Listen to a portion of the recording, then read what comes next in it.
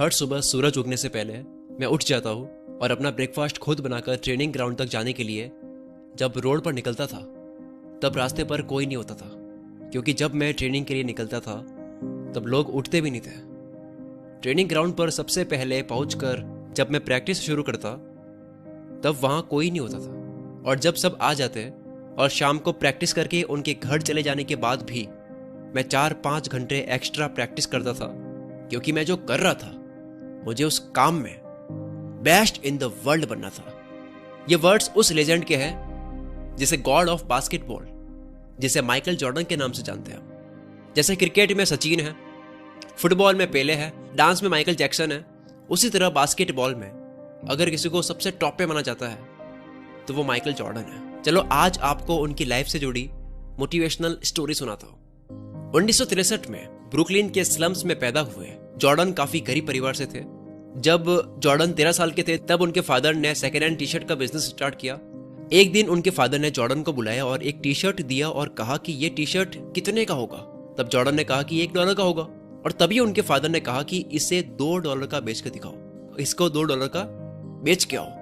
तभी जॉर्डन ने वो टी शर्ट लिया और अपने दोस्त के यहाँ गए, उस टी शर्ट को धोया, पूरा क्लीन करा और लगभग पूरे दिन मार्केट में खड़े रह के उसको $2 में बेच ही दिया। कुछ दिन बाद उनके फादर ने फिर से बुलाया, टी शर्ट दी एक और कहा कि इस बार $20 में बेचकर दिखाओ। जॉर्डन को इस बार ये थोड़ा मुश्किल लगा कि कौन यूज किए हुए टी शर्ट को $20 में खरीदेगा, लेकिन उन्होंने उनके फादर के इस ऑर्डर को डिनाई नहीं किया और अपने एक कजिन के पास जाकर टी शर्ट पर मिकी माउस और डोनाल्ड डक का कार्टून प्रिंट करवाया और टी शर्ट को बेचने के लिए अमीर बच्चों के स्कूल के बाहर खड़े हो गए। तभी अपने पेरेंट्स के साथ स्कूल आ रहे एक अमीर बच्चे को वो टी शर्ट पसंद आई, देखा, पसंद आई, और उन्होंने वो टी शर्ट $20 में खरीद ली, साथ में $5 की टिप भी दी। और जब वे घर पहुंचे तो उनके फादर ने उनको फिर से एक टी शर्ट दे दी और कहा कि इस बार इसे $200 में बेचकर दिखाओ। जॉर्डन ने इसे नेक्स्ट टू इम्पॉसिबल लगने वाले चैलेंज को भी एक्सेप्ट कर दिया और टी शर्ट अपने पास रख लिया। कुछ दिनों बाद न्यूयॉर्क सिटी में चार्लीज एंजल्स एक शो आता है।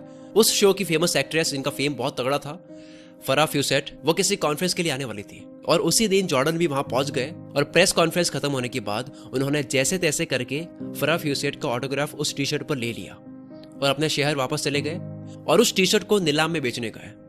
और वही एक एंटरप्रेन्योर जो फरा फ्यूसेट का बहुत बड़ा फैन था, उसने उस टी शर्ट की बोली लगाई $1200 और $1200 में खरीद ली। जब उन्होंने वो पैसा अपने फादर को जाकर के दिया तो उनके फादर ने प्राउडली कहा कि जब कोई इंसान अपना पूरा पोटेंशियल किसी चीज पर लगा देता है तो वो नेक्स्ट टू इम्पॉसिबल चीज को भी पॉसिबल कर सकता है, कुछ भी अचीव कर सकता है। और वही पोटेंशियल जॉर्डन को एक दिन बास्केटबॉल में सबसे टॉप पे लाता है। आज माइकल जॉर्डन दुनिया के सबसे अमीर एथलीट में से एक है, जिनकी नेटवर्थ $1.6 बिलियन है। दुनिया की सबसे बड़ी sports manufacture company Naik basketball में यूज होने वाले शूज भी एयर जॉर्डन के नाम से ही बनाती है। जॉर्डन बास्केटबॉल के अब तक के सबसे महंगे खिलाड़ी हैं, क्योंकि एक स्लम झुग्गी झोपड़ी जो होती है वहां से लेकर बिलियनियर बनने के सफर के बारे में जॉर्डन कहते हैं कि कुछ लोग काम करना चाहते हैं, कुछ लोग विश करते हैं कि काम हो जाए, और कुछ लोग वो होते हैं जो काम करके दिखाते हैं। अब मैं आपको एक बुक रिकमेंड करता हूं जो आपको पढ़नी ही चाहिए। उस बुक में 55 जिद्दी लोगों के बारे में बता रखा है। इन 55 लोगों ने कैसे शुरुआत की, क्या उनकी कामयाबी के सीक्रेट्स है, कैसा उनका पागलपन था। इन 55 जिद्दी लोगों का पागलपन पढ़कर आपका कामयाबी को लेकर पागलपन बढ़ जाएगा।